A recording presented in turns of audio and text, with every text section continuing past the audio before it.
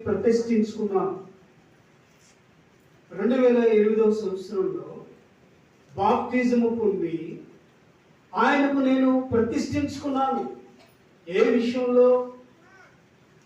శరీరాశ, నేత్రాశ, జీవబిడంబము నా బ్రతుకు దినములు ఉన్నంత వరకు ఇది నేను చేయకుండా నీ కాపుదల, నీ భద్రత, నీ క్షేమమును నాకు దయచేయమని నేను దేవునికి ప్రతిష్ఠించుకున్నాను.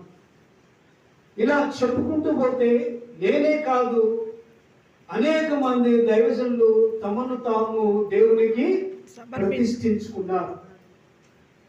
అయితే ప్రభువు యావత్ ప్రపంచానికి ఒక మార్గమును ప్రతిష్ఠ చేశాడు. అందుకని ఇక్కడ అంటాడు, సహోదరులారా, ప్రతిష్ఠించిన మార్గం